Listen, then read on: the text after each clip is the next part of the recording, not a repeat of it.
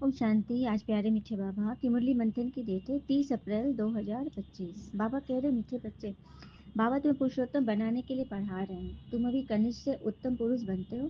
सबसे उत्तम है देवता है। भगवान कह रहे कि पुरुषोत्तम संगम युग है, जहाँ मैं तुम्हें पुरुषोत्तम बना रहा हूँ।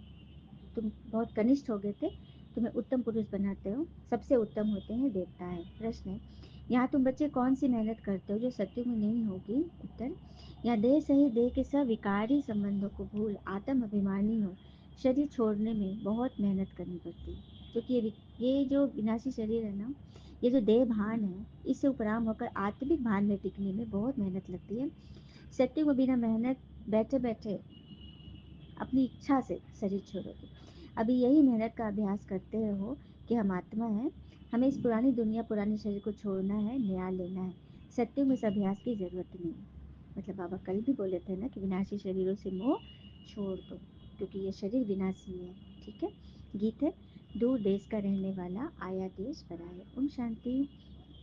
बाबा कहते हैं शिव भगवानुवास कहा जाता है, जो रहते परम धाम में उनको सुख धाम में नहीं बुलाते, दुख धाम नहीं बुलाते हो, वह आते ही है संगम युग पर। यह तो बच्चे जानते हैं। सत्युग में सारे विश्व पर तुम पुरुषोत्तम बनते हो। मध्यम कनिष्ठ वहाँ नहीं होते, वहाँ उत्तम पुरुष ही यश्री लक्ष्मी नारायण जैसा बनते हैं। इन्हों को ऐसा बनाने वाला श्री श्री श्री बाबा है। नई को सत्युग, पुरानी को कलयुग कहा जाता है। बाबा है ही सच्चा सोना, सच कहने वाला, जिनको ही ट्रुथ कहते हैं। देखिए, हिंदू धर्म में भी ईश्वर सत्य है, क्रिश्चियन धर्म में भी गॉड ट्रुथ है।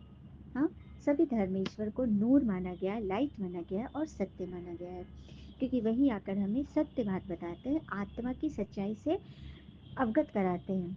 इसलिए बाबा कहते हैं, hear no evil, see no evil, talk no evil, think no evil. राज विद्या की बात अलग है, वह तो है ही अल्पकाल सुख के लिए। दूसरा जन्म लिया फिर नए सिर पढ़ना पड़े, यह है अल्पकाल का सुख। यह 21 जन्म 21 पीढ़ी के लिए।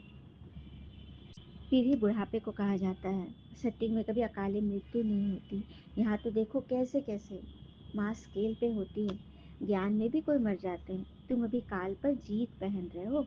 दुनिया यह नहीं जानती कि यह संगम युग है। शास्त्रों में तो लाखों वर्ष कल की आयु लिख दी है। समझते हैं कलयुग तो अभी बच्चा है। अभी तुम दिल में समझते हो हम यहाँ आए हैं उत्तम ते उत्तम, कलयुगी पतित से सतयुगी पावन मनुष्य देवता बनने के लिए। ग्रंथ पे भी महिमा है ना। गुरु ग्रंथ साहब में सिख धर्म में महिमा है, मूत पलीती कपड़ धोए, अर्थात एकदम दूषित जो वस्त्र हो गया, चोला हो गया, शरीर हो गया, उसको साफ करने के लिए स्वयं भगवान को आना पड़ा है। प्रभु ग्रंथ पढ़ने वाले रटने वाले भी यह अर्थ नहीं समझते कि कौन से कपड़े हमारे गंदे हो गए हैं। तभी तो भक्ति में भी गीत है ना, मैली चादर ओढ़ के कैसे द्वार तेरे आओ। तो कौन सी चादर मैली है? आत्मा की चादर, जिसे साफ करने के लिए स्वयं भगवान को आना पड़ा है। इस समय ही बाबा आकर सारी दुनिया के मनुष्य मात्र का चोला साफ कर रहे हैं। हाँ? और तुम उन पिता के सामने बैठे हो, है ना बड़ी बात, जिसे भगवान ढूंढ रही है। और हम स्वयं भगवान के पास बैठे हैं।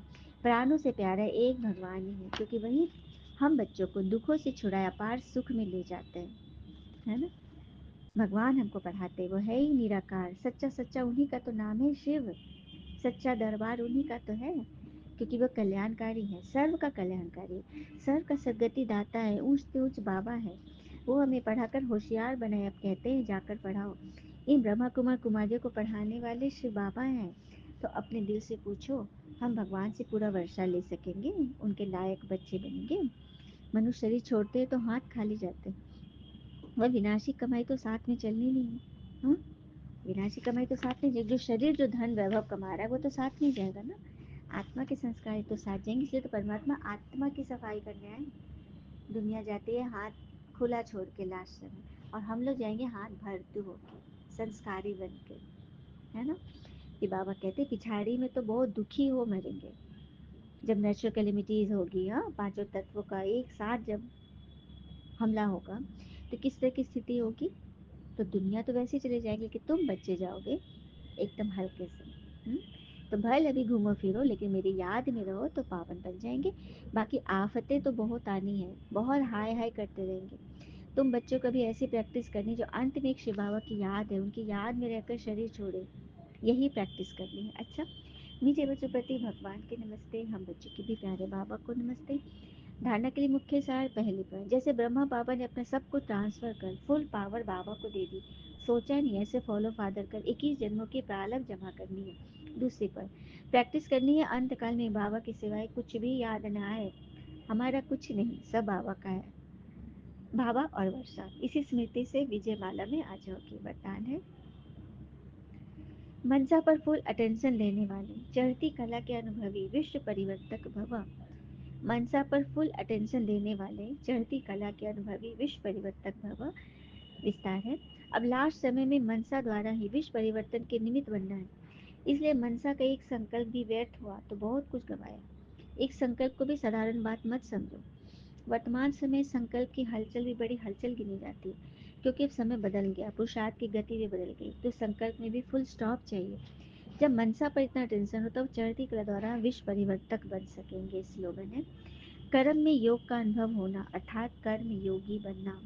कर्म में योग का अनुभव होना अर्थात कर्म योगी बनना। अव्यक्त इशारे कंबाइन स्वरूप की स्मृति द्वारा विजयी बनने के बाप और आप इस कंबाइंड रूप का अनुभव करते सदा शुभ भावना, श्रेष्ठ कामना, श्रेष्ठ वाणी, श्रेष्ठ रीति, श्रेष्ठ कर्म द्वारा विश्व कल्याणकारी स्वरूप का अनुभव करो, तो सेकंड में सर्व समस्याओं का समाधान कर सकेंगे। सदा एक स्लोगन याद रखना है, न समस्या बनेंगे न समस्या को देख डगमग होंगे, स्वयं भी समाधान स्वरूप बनेंगे, दूसरों को भी समाधान देंगे। यह स्मृति सफलता स्वरूप बना देगी। अच्छा, ओम शांति। शुक्रिया बाबा, शुक्रिया बच्चे।